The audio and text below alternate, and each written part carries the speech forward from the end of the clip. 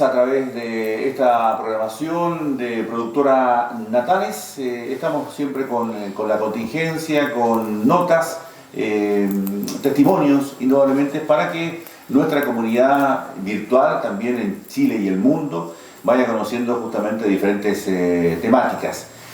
Por supuesto, saliendo a través de las señales televisivas de TV Red y también Viento Sur Comunicaciones. Un abrazo cariñoso para todos ustedes, amigas y amigos que están en la sintonía. En esta semana, exactamente, conversando la historia, la vamos a dedicar indudablemente a ver nuestra contingencia local, comunal. Esta semana también ha estado marcada por el reciente 21 de octubre, se conmemoraron 500 años del descubrimiento del estrecho de Magallanes, la circunvalación, justamente circunvalación en este sector.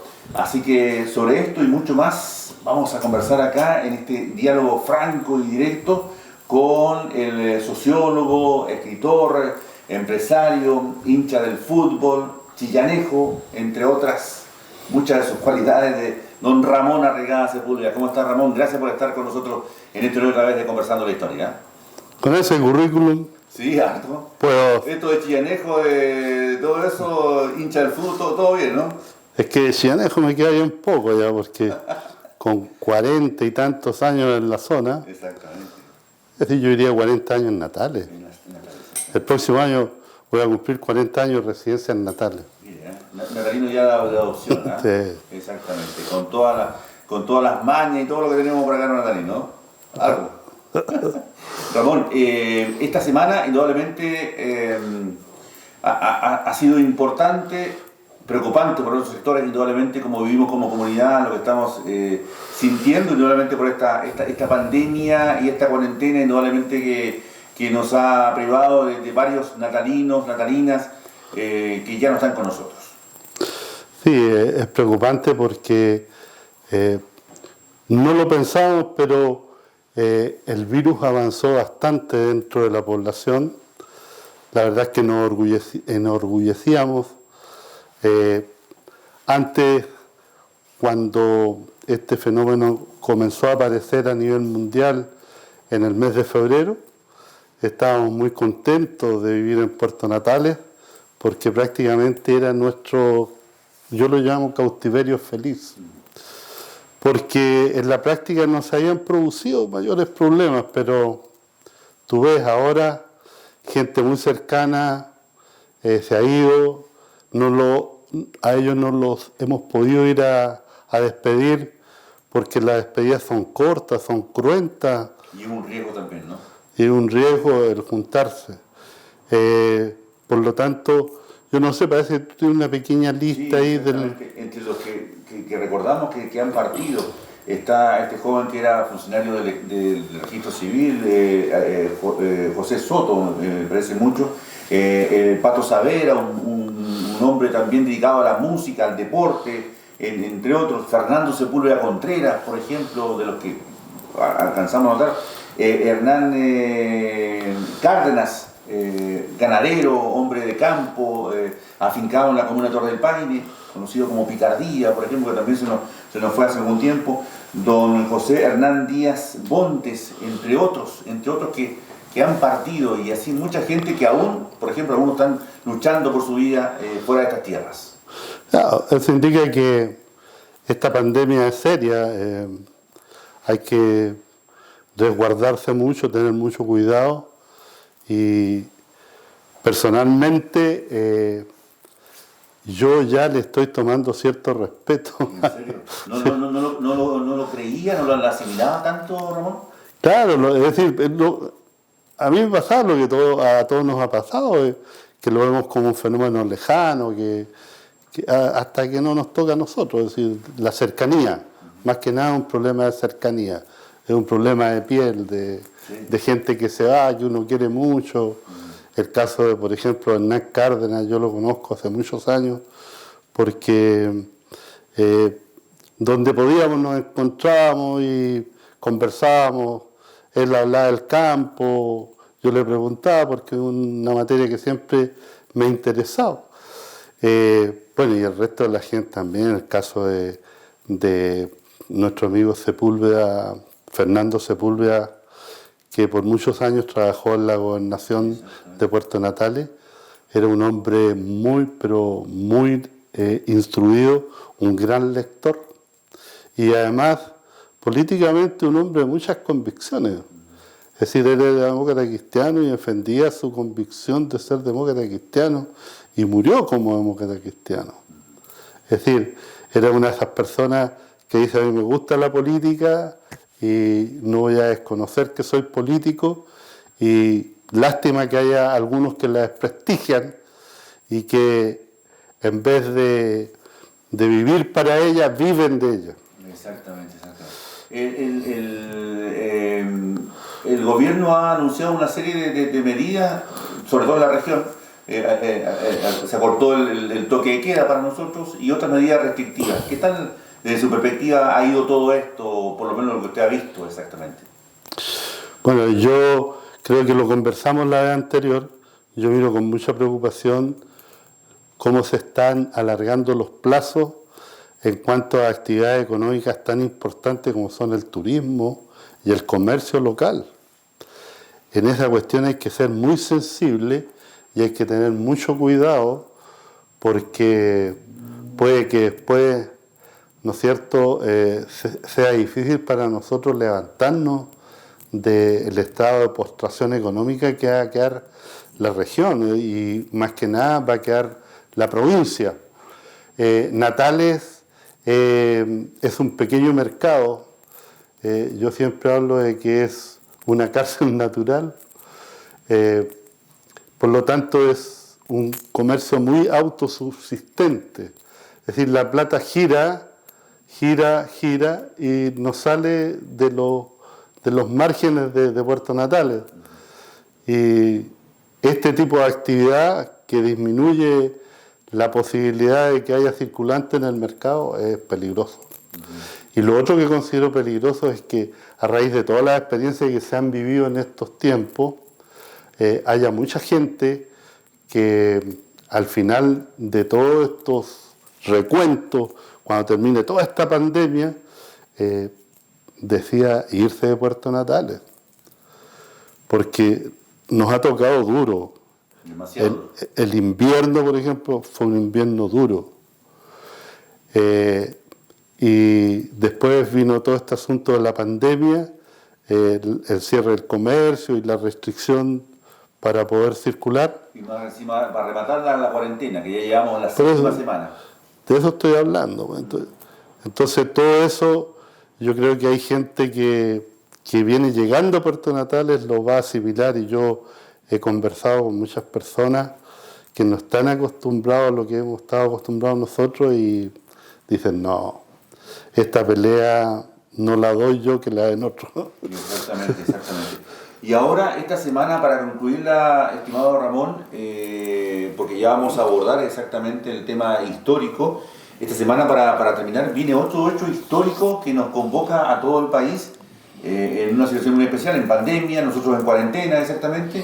Viene el plebiscito, exactamente, para el día 25, digamos, el 25 de octubre. Sí. ¿Cómo avisora toda esta situación?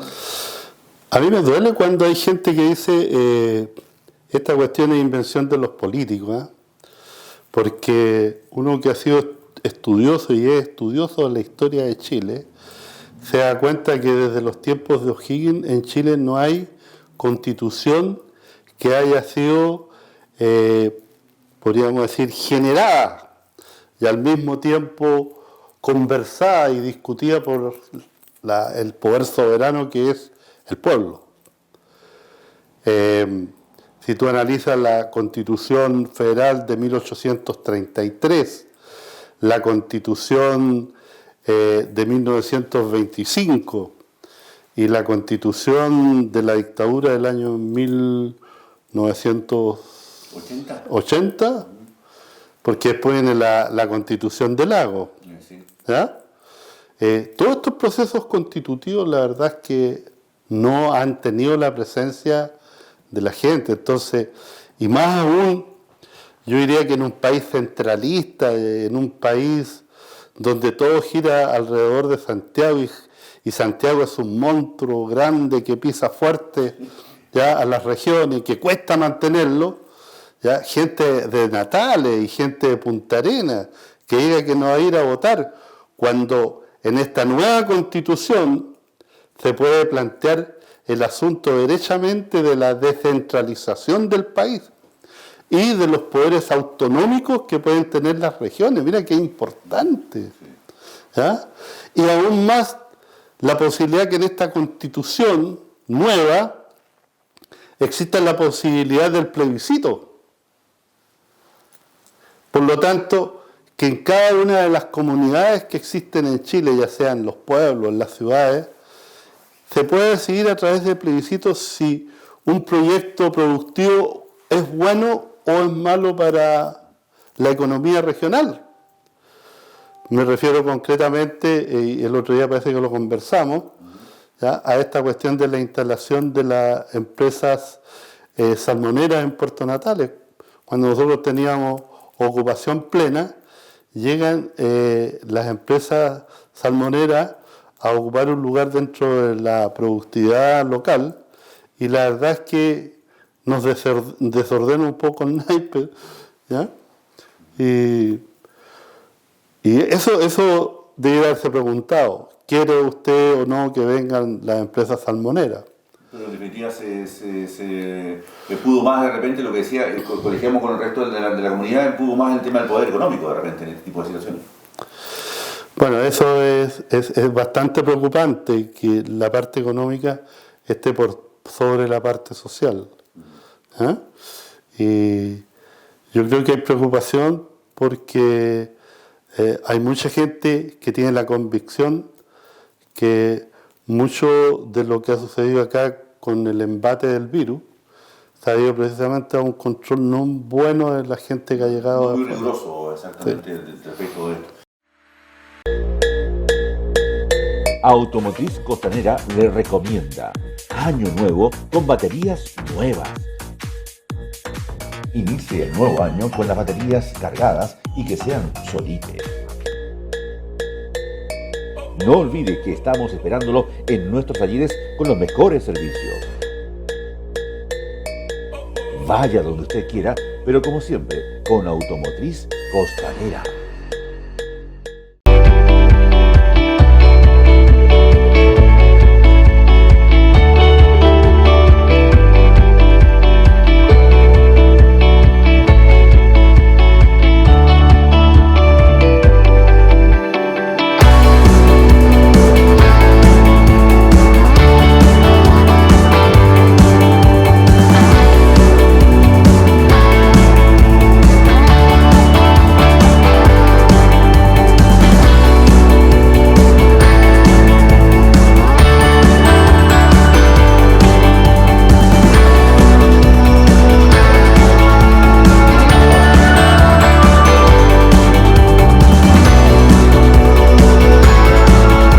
Servicios Funerarios San Silvestre, una empresa natalina de tradición familiar al servicio de la comunidad.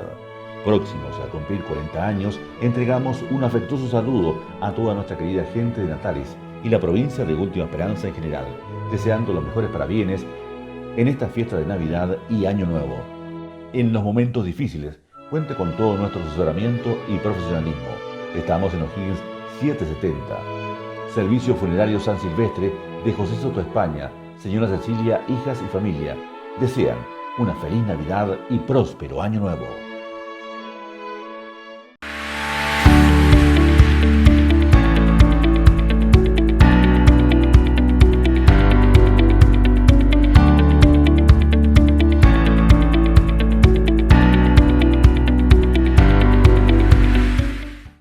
Roda Austral. En Puerto Natales atendemos las necesidades de las empresas de la región y público en general. Abordamos diversos ámbitos: automotriz, industrial y agrícola. En Roda Austral somos especialistas en rodamientos y en retenes con una amplia variedad de las principales marcas del mercado, tales como Timken, NSK, SKF, Goyo, SNR, MBS, Rollway. Variedad en correas de todo tipo y medidas. Debido a la contingencia sanitaria, sanitizamos una vez por semana para que usted esté seguro en nuestras dependencias. En Roda Austral les invitamos a cuidarse y cumplir con todas las normas sanitarias. Roda Austral. Superfruit en Bulnes 832 somos 100% natalinos. Recuerde que nos preocupamos de su salud y aplicamos todos los protocolos en esta pandemia dentro de nuestro establecimiento para que usted se encuentre seguro. Todas las semanas traemos carga del norte del país vía aérea, marítima y terrestre. Utilice nuestro servicio de delivery, donde usted puede realizar sus pedidos en nuestros fonos fijos, vía WhatsApp y escribiendo a nuestro correo superfruit@hotmail.com. Superfruit es economía para su hogar. Les pedimos que se cuide y juntos superaremos esta pandemia. Somos 100% natalinos.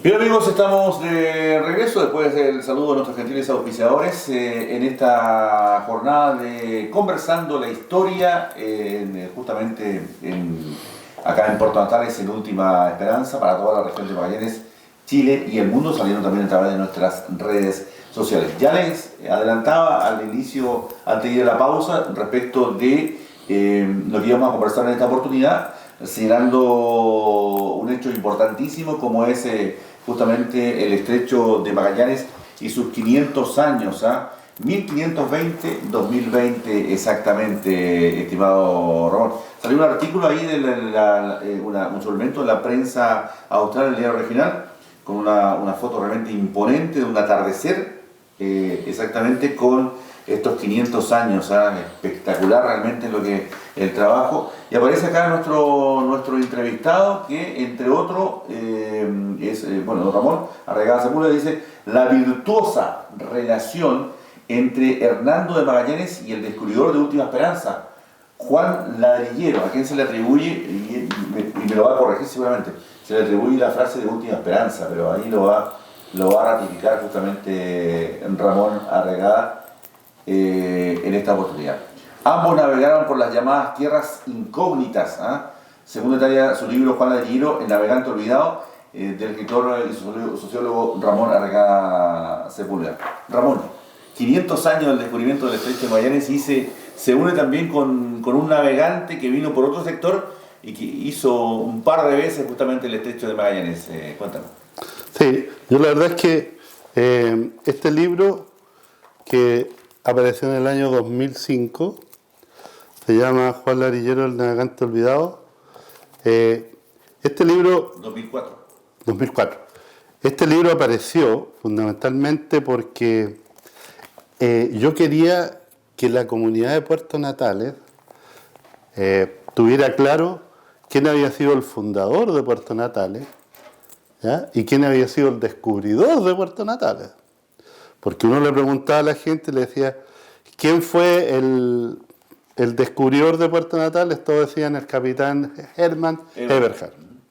Cuando el descubridor de Puerto Natales y de Última Esperanza es Juan Ladrillero, quien llegó en el año 1558, el día 6 de enero, a nuestra costa.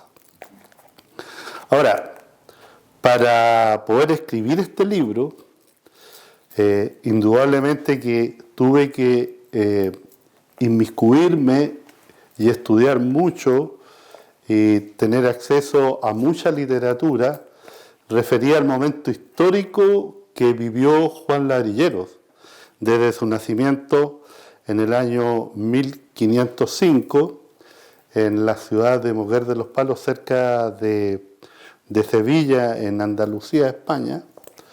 ¿Ya? Tuve la suerte hace más o menos unos 12 años atrás de estar en Andalucía, de estar en Sevilla, de estar en Moguer de los Palos, de estar en Cádiz, lo que me metió más en el asunto de la conquista de América y de las navegaciones de los españoles hacia el continente americano. Exactamente. Y a raíz de eso leí bastante sobre Magallanes. La verdad es que sobre Magallanes es una figura importante que hay que leer. Hay textos muy bonitos sobre Magallanes, que no son textos pesados y de esta historia pesada que cuesta leerla, sino que podemos después dar alguna sugerencia de qué leer. Exactamente. ¿Ya? Pero lo concreto es que en España, allá por el año 1520, hay un gran desarrollo de las navegaciones hacia lo que ellos llamaban las Indias. Las Indias, exactamente. Claro. Querían expandir el reino y ver otras latitudes, exactamente. Claro, no nos olvidemos que del Guadalquivir y por lo tanto de la zona de Sevilla y de el puerto de Palos, como siempre. ¿Te fijas que siempre cuando partió de Puerto de Palos en tal fecha y llegó a las islas de Centroamérica en tal fecha, pero siempre se hablaba del Puerto de Palos? Bueno, la verdad es que la partida de Colón fue desde Sevilla y todo lo reclutó en Sevilla y todo lo demás. Ellos demoraban 30 días en hacer la navegación desde, podríamos decir, desde Sevilla, de las costas de España, ¿no es cierto?, para llegar a donde está actualmente, a donde están las islas, como es el caso de Cuba, República Dominicana, que fueron los primeros territorios visitados. No nos olvidemos que desde el punto de vista histórico existía la gran podríamos decir, discusión que a veces no se dejaba mucho aparecer por un problema de tipo dogmático, de tipo de creencia demasiado asentada, en el sentido que si la Tierra era plana o era redonda. Exactamente. ¿Ah? Esa era la discusión de la época. Claro. Entonces, el hecho de que la Iglesia reconociera que la Tierra era redonda significaba muchas cosas. Significaba que habían otras tierras con otros nombres. Y por eso decía que existían las antípodas. ¿Qué es lo que eran las antípodas? Lugares que, si la Tierra no era redonda, lugares donde la gente andaba a contrapié de los que analizaban a los otros que vivían. Es decir, yo vivo acá, pero como la Tierra es plana, los de abajo andan en sentido contrario a lo que yo camino. No se sabía el tema de la gravedad, ni mucho menos, ¿no? Claro, pero empezaron a llegar señales a las costas, podríamos decir, del Mediterráneo español, que indicaban que habían otros territorios a más allá. Incluso llegaban pájaros extraños, ¿no es cierto?, que los traía las mareas hacia las Islas Canarias o hacia el mismo continente, lo que indicaba que era posible que hubieran otros territorios. Entonces Colón es el que rompe, ¿no es cierto?, esto, y se llega a la conclusión que la Tierra es redonda. Se acaba, por lo tanto, aquella creencia de que la Tierra era plana. Los reyes de España, pese a que Colón no era español, le ayudan. Magallanes tampoco era español, era portugués. También lo ayudó la corona española. Con la joya de la reina, en el caso Colón, dice la leyenda. Dice la leyenda, claro, pero la leyenda dice también que España, antes de Colón, era un país pobre. Eran muchos pequeños reinos, ¿ya?, donde no existía una unidad nacional. Y ellos tenían el problema no el problema, sino que tenían la invasión mora, la invasión árabe en el sur de España. Y no nos olvidemos que recién en el año 1492 cae el último reino árabe en España, que estaba situado, ¿no es cierto?, en el Palacio de la Alhambra, en Granada. Cuando cae eso y los reyes de España terminan con el último bastión moro, digamos que el país ya se siente con fuerza para poder iniciar una campaña como es el descubrimiento de América y de otros territorios. aprovechando la capacidad de navegación que tenían los navegantes españoles, ya ayudaba un Y había poco. una academia ahí, porque veíamos la historia de ladrilleros, por ejemplo, entre otros, que estaban en una academia de navegación. Claro, el problema es que esa academia de navegantes de Sevilla, ya que dependía de la Casa de la Contratación, que se llamaba, Sí. apareció porque llegaba un momento, había gente que quería venir a América y iniciaba una aventura y venían navegaciones catastróficas. Por eso se ordenó todo el asunto. Entonces, cada navegante que salía de España tenía que ir a la casa de contratación, decir dónde iba y todo lo demás.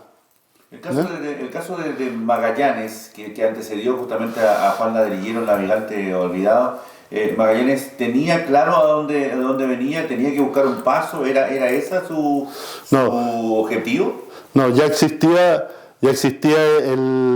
el concepto de la existencia de América como continente, porque ya Colón había navegado hacia la parte de las islas de Centroamérica, y después no nos olvidemos las navegaciones de Américo Vespucio y de las navegaciones, por eso dicen que América se llama América por Américo Vespucio, que no se llamaba Américo Vespucio, se llamaba Américo Vespuce, porque era italiano.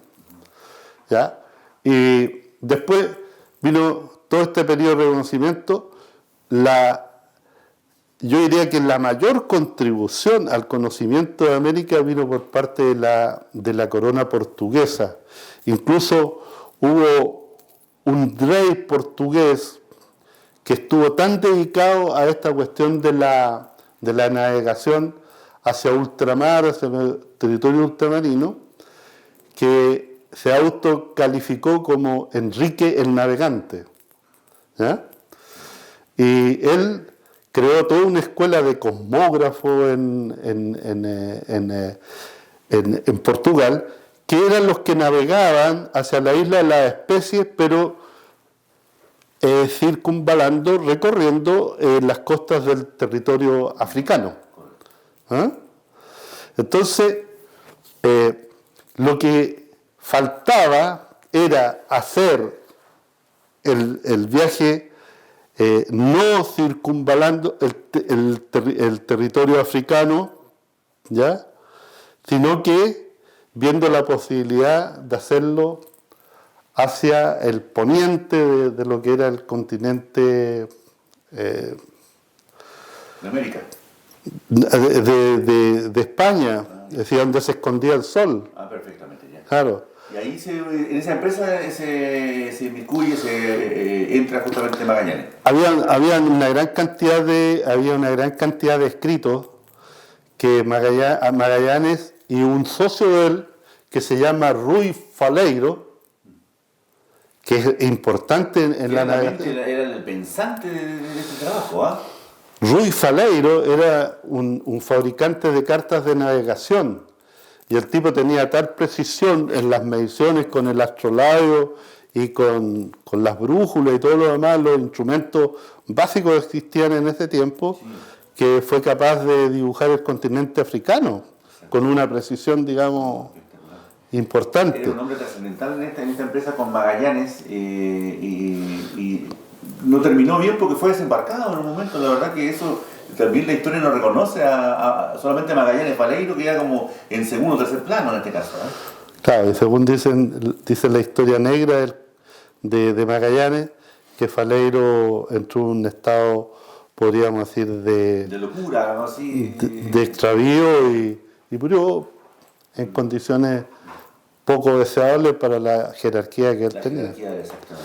Bueno, llegamos a esta conclusión, ¿no es cierto?, que llega Faleiro con Magallanes a solicitar en Sevilla, ¿no es cierto?, la posibilidad de que se le financie un viaje de 235 tripulantes más seis embarcaciones, y es lo que comienza a funcionar después que España firma un contrato con estos navegantes, lo que trae de por sí varios problemas.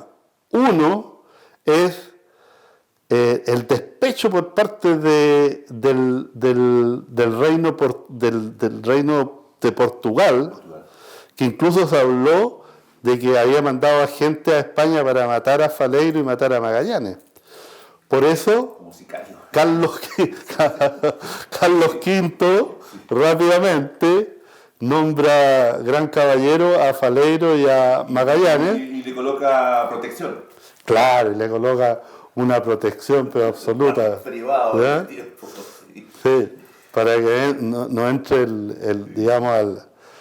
la mafia de aquellos años. Le dan la posibilidad, lo apoya el gobierno en Sevilla, justamente los reyes en este caso, y empiezan esa empresa. ¿Ellos saben dónde van directamente Magallanes? Claro, porque antes había un viaje de un famoso navegante que se llamaba Caboto, en español porque él era un inglés de apellido Cabot, ¿ya? Quien había venido antes y él creyó que había descubierto el estrecho de Magallanes y que había descubierto un estrecho que lo iba a comunicar con el mar del Pacífico, Ya, correcto. ¿ya? Que era el paso. Él entró en el Río de la Plata. Un poquito antes. Claro. Entonces entró, navegó hasta que llegó arriba prácticamente al Amazonas, anduvo navegando y después se regresó.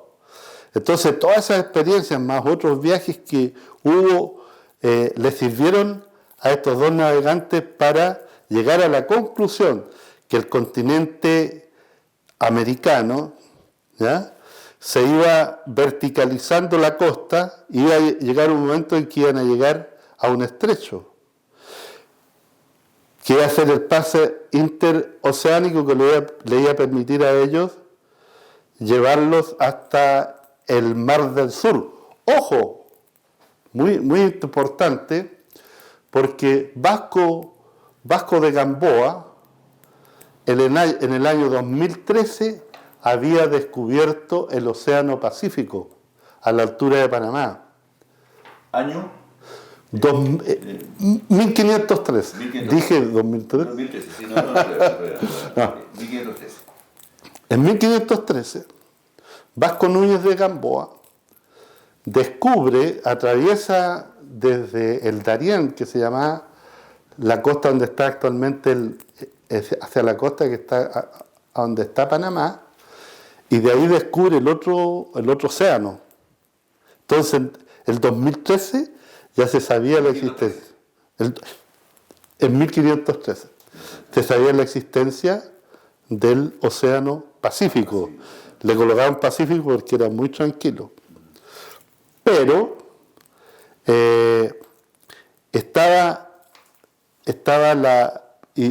y por ende se llegaba a decir que a través de ese océano era posible llegar a las Molucas, donde están las islas de las especies.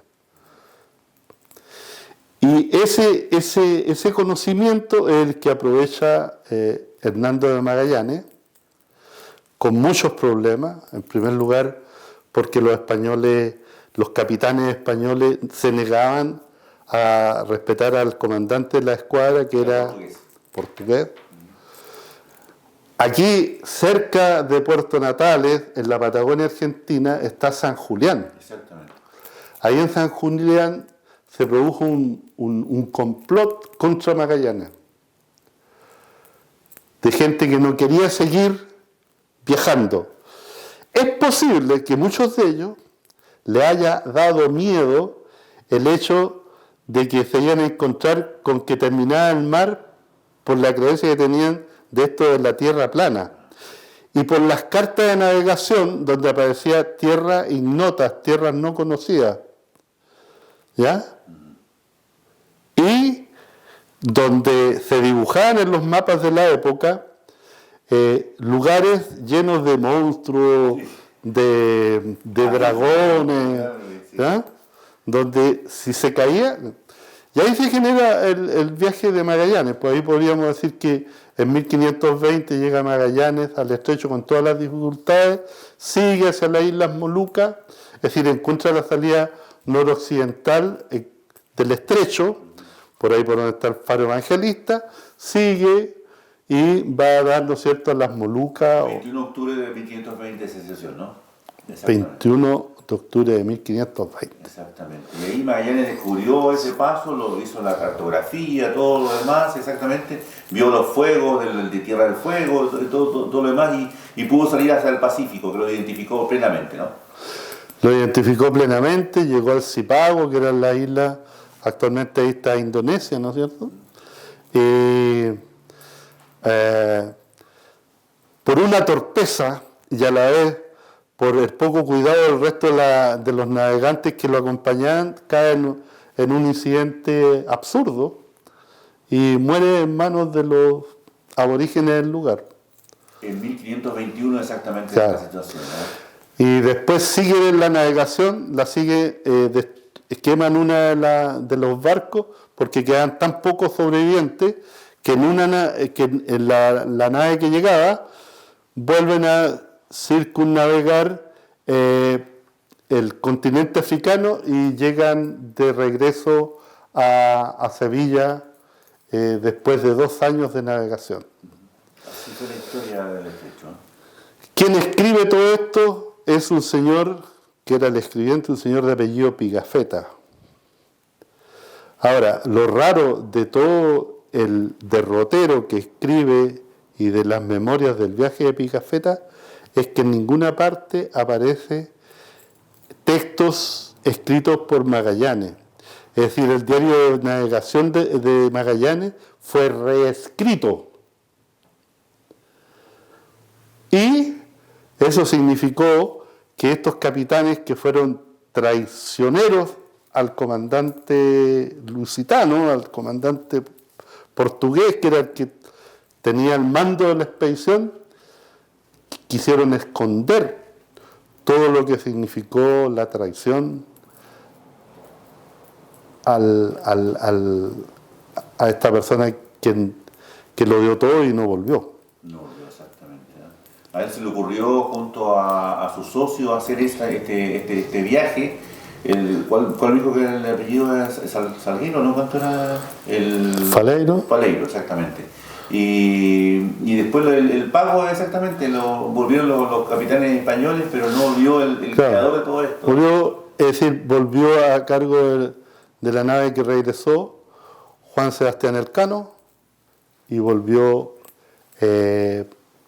Pigafetta, que era el escribiente, que fue el que entregó el libro de navegación al rey Carlos V parece que fue en Zaragoza, no estoy seguro, en Valladolid o Zaragoza estaba Carlos V y recibió, digamos, el diario de viaje. Qué interesante si hubiera sido normal, entre comillas, esa expedición, haber tenido los escritos de Magallanes o Magallanes, como le dicen en portugués exactamente, porque hubiera sido una complementación realmente espectacular de cómo se originó el viaje y toda la historia que seguramente él podría haber contado en ese momento. Sí, pero se supo de todo, porque mucha de la gente que volvió, ¿ya? Como dicen ahora los lolos, se le abrió el tarro, ¿eh? Falta, algo así. Claro, dijeron todo lo que había pasado. Entre ellos, Juan de la Mezquita, que era un sobrino de Magallanes, ¿ya? Que habló de la traición en San Julián, del navegante. Es decir, no todo, estimado amigo, fue color de rosa. No todo, exactamente. Así como en la vida. La navegación de este nuevo paso que descubrió Magallanes, que conectó al Atlántico con el Pacífico. No se mezclan el Atlántico y el Pacífico, ¿eh? ¿Usted lo ha visto ese fenómeno, estimado? ¿En el Drake? Sí. Sí, lo he visto desde el aire. Uy, qué impresionante, ¿eh? Sí. Fue a la Antártica. Claro, yo en un viaje a la Antártica, en el único viaje que he hecho a la Antártica. En un viaje a la Antártica. Sí, es sorprendente. Impresionante. Sí, es sorprendente. Automotriz Costanera le recomienda Año Nuevo con baterías nuevas. Inicie el nuevo año con las baterías cargadas y que sean Solite. No olvide que estamos esperándolo en nuestros talleres con los mejores servicios.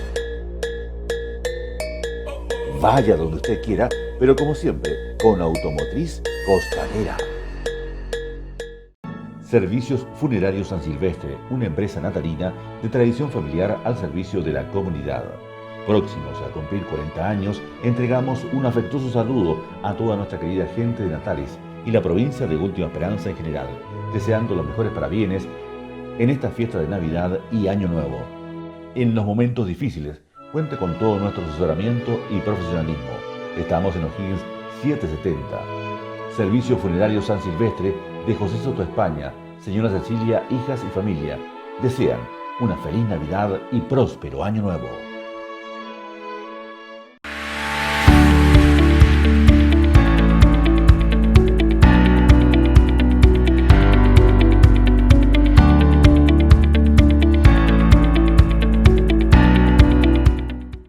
Bien amigos, estamos de regreso a través de la sintonía justamente de Productora Natales. Gracias a todos ustedes que están en sintonía, aprendiendo de historia. La verdad que en esta programación idea de José Tecay Galet, justamente a través de Productora Natales, hemos ido aprendiendo, conociendo a nuestra comunidad y indudablemente adquiriendo más conocimiento indudablemente del tema de la historia que tiene unos parámetros, una directriz realmente insospechadas.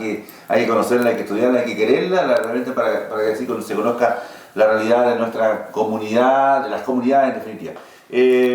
Vamos a hablar de Juan Ladrillero, exactamente, el navegante olvidado, que también fue importante para nuestra zona, estimado Ramón, en este Conversando la Historia, porque él descubrió justamente esta zona. Él fue el descubridor de Última Esperanza. Yo decía que se le atribuía el tema de la última esperanza, la frase esa. Usted me corrigió ahí en algún momento cuando conversamos en el otro medio de comunicación. Decía, no, parece que se le atribuye a otra persona. ¿Es así, estimado Ramón? Claro, hay muchas personas que dicen que fue Juan Ladrillero quien habló de Última Esperanza. Y la verdad, siendo muy riguroso en la parte histórica, es que eso hay que atribuírselo a los pilotos ingleses que vinieron con la Beagle y la Adventure, que fueron dos embarcaciones que vinieron, ¿no es cierto?, a esta parte del continente a hacer sondajes en los canales y todo lo demás. Entonces, cuando ellos van entrando por el canal Sarmiento,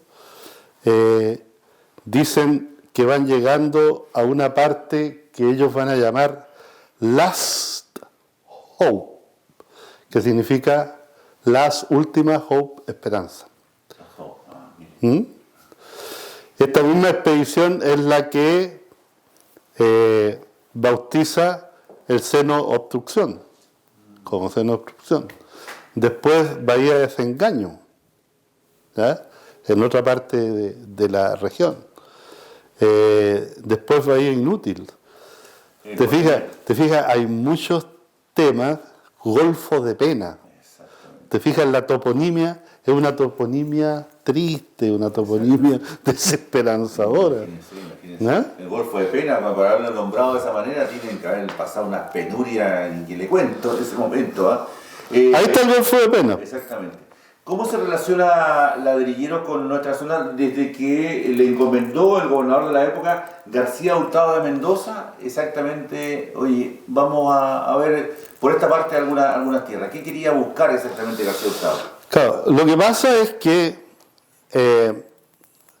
Hernando de Magallanes descubre el estrecho de Magallanes, lo navega, pero como paso interoceánico, de que une dos océanos, ¿ya?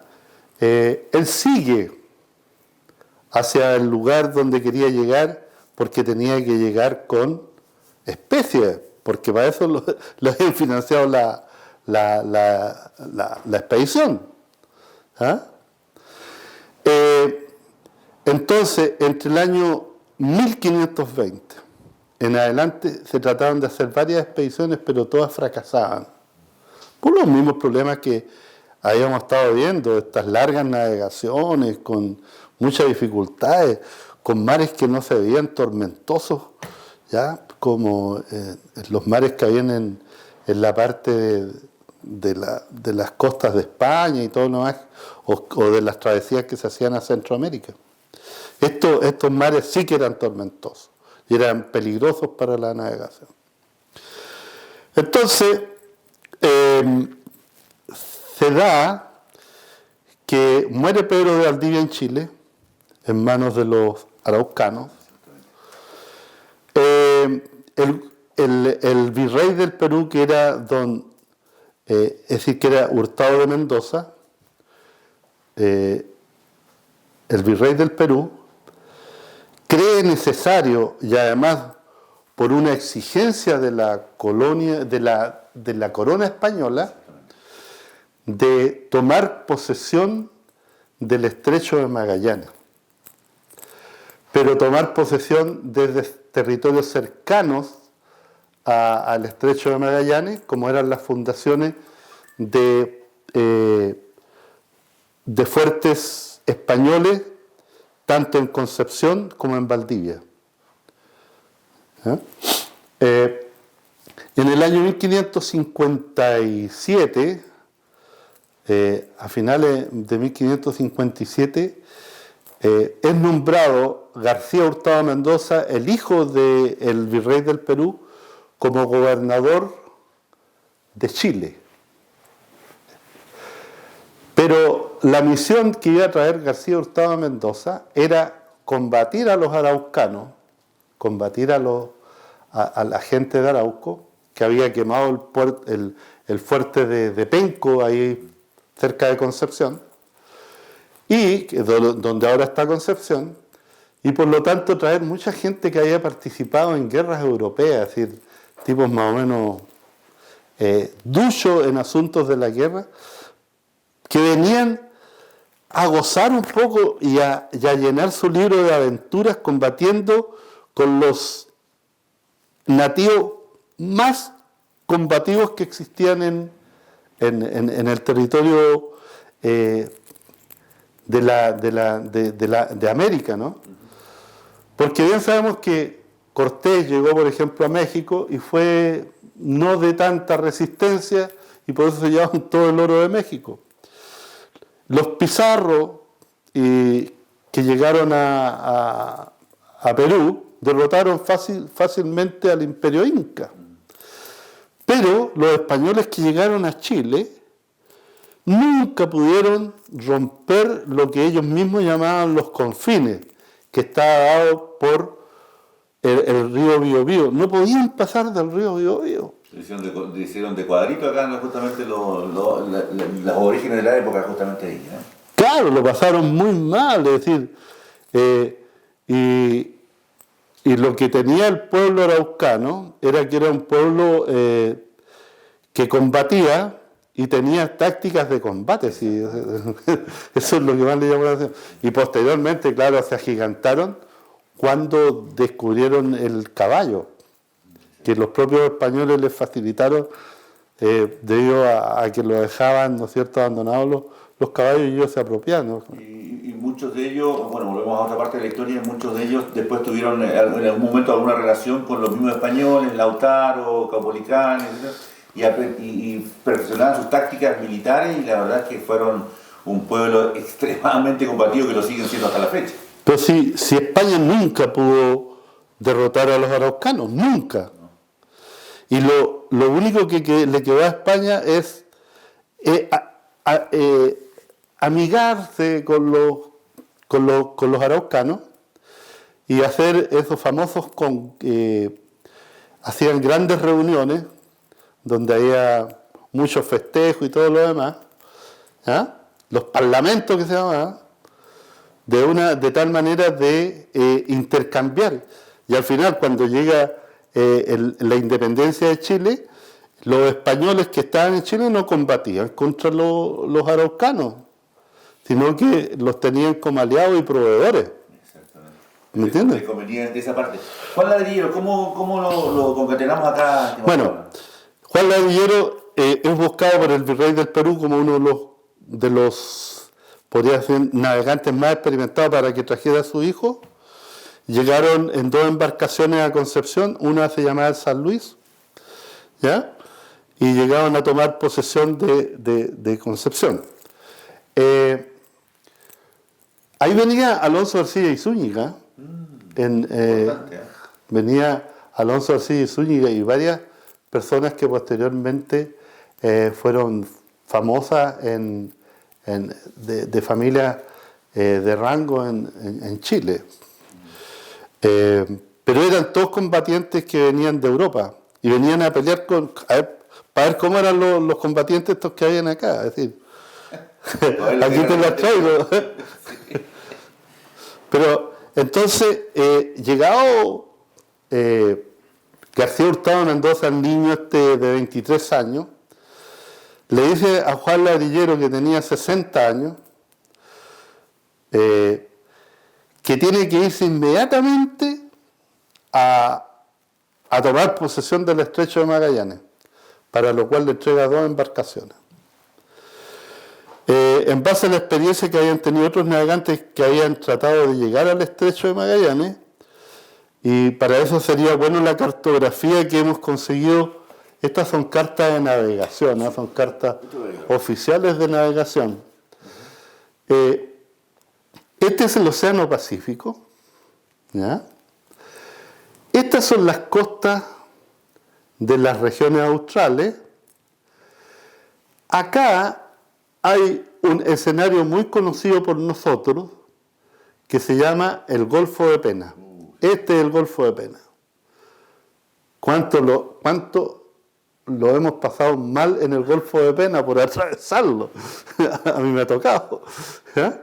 ¿Ladrillero cómo lo hizo ahí? Ladrillero se vino directamente se vino a Concepción, después pasó a Valdivia, y de Valdivia siguiendo directamente por mar afuera, avanzando, no entró por ningún motivo al Golfo de Pena, y siguió navegando y llegó acá a un canal que se llama el Canal Fallos,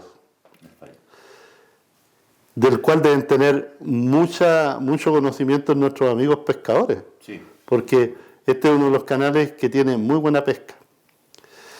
Acá en esta parte está el Cabo San Pedro, ahí hay un faro, y ojo que acá está la entrada que nos permite la navegación, y aquí estaría localizado el Caleta Tortel y Caleta Yungay, sí, ¿ya? Que nos permiten unir Chile con Chile.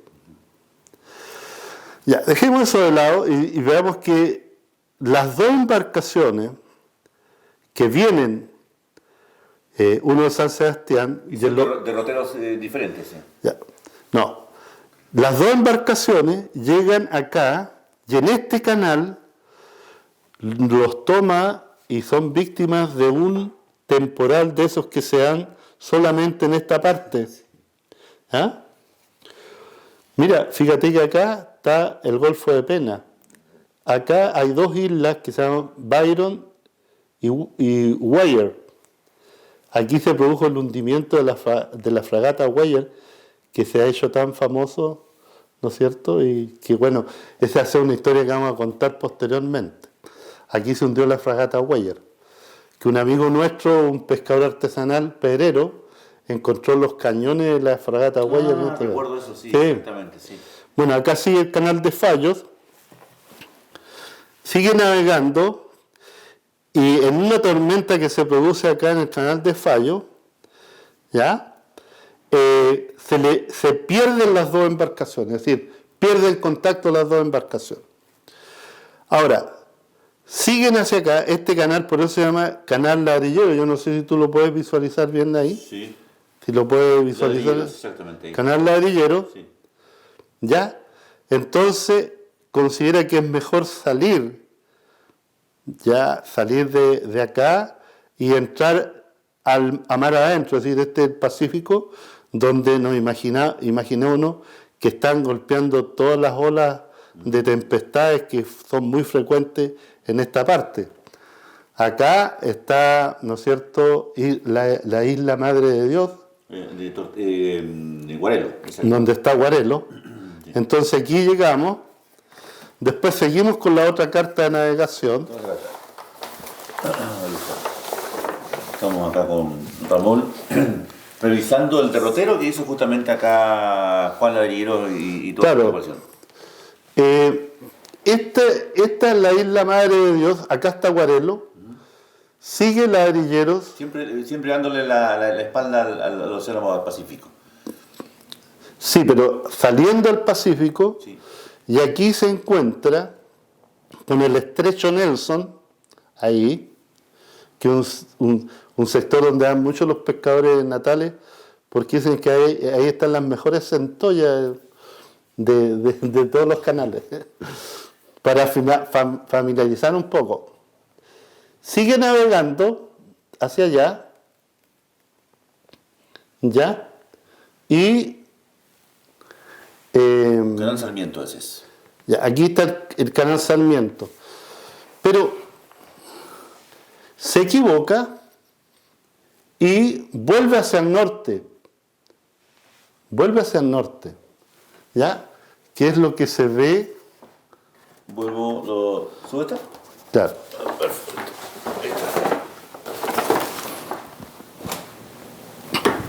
Hace todo este recorrido, Vuelve como en dirección hacia Tortel.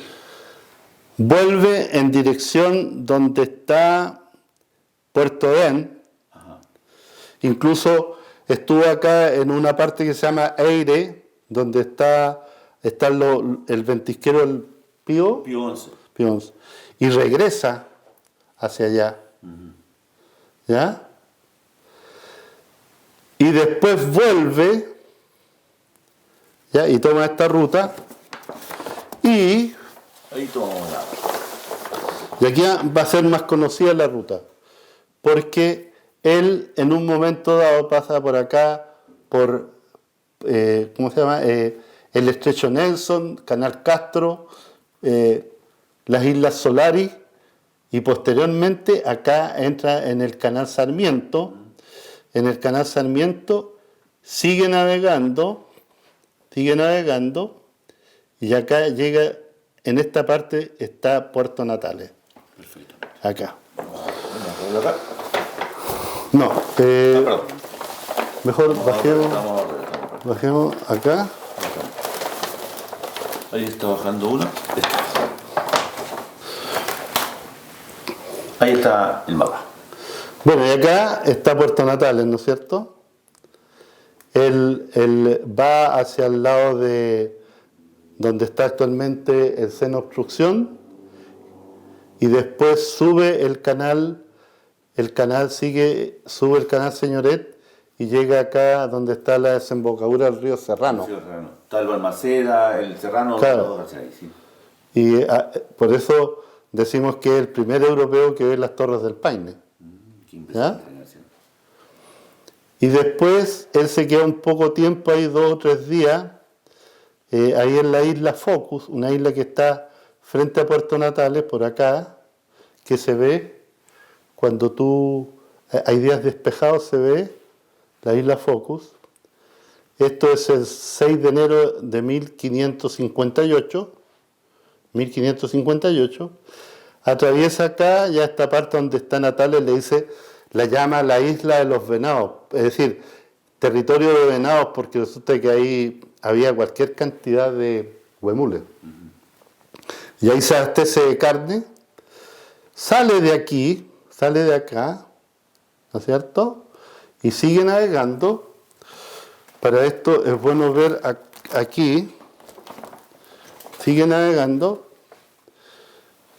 se va de acá, sigue navegando y toma mar afuera nuevamente, y acá está la boca noroccidental del estrecho, aquí entra. Ahí entra el estrecho. Aquí entra el estrecho. Es decir, en otras palabras, el estrecho, acá está, el límite de la provincia de Última Esperanza, sale acá, entra, llega acá a una isla que se llama la isla Carlos III, pasa el invierno ahí, Porque estaba muy crudo el tema climático. Claro. Y sigue navegando, y llega hasta acá, donde toma posesión del estrecho, y por eso esta parte se llama isla, es decir, no se llama isla, se llama posesión. Posesión, exactamente. Claro. Ese lugar. Mira que queda acá a la salida del Atlántico. El Atlántico, queda cerquita. Podría haber venido, podríamos decir, para ellos habría sido más fácil haberse ido de vuelta a España. Pero sin embargo volvieron, hicieron la ruta de vuelta y se fueron con destino a Concepción, pero en el camino hacia Concepción desaparece el ladrillero. Podríamos decir que no llega a Concepción y es el escribiente de la expedición que entrega el derrotero a la corona española. Desaparece la del hielo, ¿eh? Claro. Increíble, ¿eh? Un navegante que hizo tanto, indudablemente, y desapareció. ¿Se sabe la condición en que desapareció? ¿Nunca se supo? ¿Qué dice la historia? Pero imagínate lo que es navegar en embarcaciones que no tenían más de 15 metros, que son las embarcaciones que nosotros conocemos la pesca artesanal, ¿ya? Sin tener derroteros, sin tener mapas, sin tener nada. Desapareció, con embarcación y todo, exactamente. No, la embarcación llega, Ya.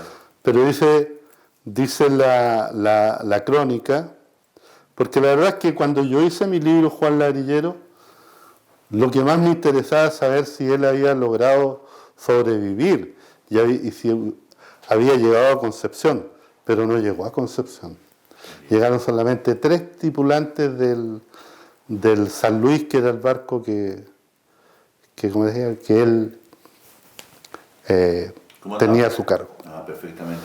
Esa es la historia que tenía que contar. Esa es la historia realmente del navegante olvidado, que tenemos que saber más indudablemente del ladrillero. Hay una escuela, yo decía, acá en esta zona que lleva el nombre justamente de este navegante que fue intrépido, que buscó justamente los pasos, que vio Última Esperanza, que fue el primero en llegar en esta zona. Así que de allí la importancia en esta fecha y en este octubre tan importante para nosotros en materia justamente del reconocimiento de nuestra región. Pero déjame decirte que Juan Ladrilleros tenía 60 años cuando... para aquellos años era un hombre ya muy anciano. Claro, donde había una sobrevivencia de 40 años, una persona de 60 años había sido beneficiado por su relación tan fiel con la corona española, había sido beneficiado con un monte de oro, perdón, de plata, en Potosí, en donde está actualmente, es decir, en la ciudad de Potosí, en el Alto Perú se llamaba en ese tiempo, pero que ahora es Bolivia. Es decir, el tipo tenía además una encomienda, que eran tierras más indígenas a su cargo. Era una persona que tenía un excelente pasar, ¿ya? Era uno de los grandes exportadores de plata. Acuérdate que en Bolivia echaron abajo una montaña, un monte de plata. De plata, exactamente. ¿Eh? Y aceptar venir para acá con ese nivel de riesgo, yo lo encuentro increíble. Es decir, Porque le gustaba la aventura, el hombre disfrutaba con eso, la verdad que más allá de los recursos, que él las tenía de sobra. claro, pero significa que él buscaba cosas que le llenaran el espíritu y que no le llenaran el bolsillo. Ahí está Y ahí está la dificultad de encontrar héroes como esos. Esos ya no se encuentran, es difícil encontrarlo, esos Quijotes luchando contra los molinos, exactamente. Yo destaco a Juan Ladrillero en la historia de Última Esperanza, destaco a Juan Ladrillero y destaco a Hermann Eberhard, Sí, sí. porque esa historia también la vamos a conocer. La vamos a conocer exactamente. Ramón, como siempre ha sido un placer poder conversar con usted. No va a ser la primera y la última vez porque nos queda de la historia para ir conociendo. No es la historia oficial, sino que esta historia que indudablemente se indaga y se va conociendo otros aspectos que la gente tiene que saber. Y nuestras nuevas generaciones también tienen que empaparse de todo esto.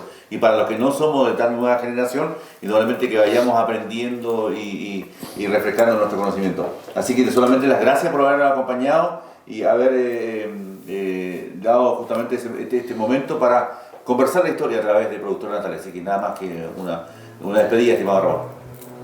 No, muchas gracias a ti por darme la oportunidad. A mí me encanta conversar de estos temas.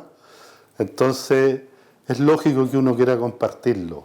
Sí, exactamente. No puede ser tan egoísta de quedarse con la complacido de podríamos decir, leerlo solo y saborearlos uno. Esta historia es muy bonita. Es muy bonita.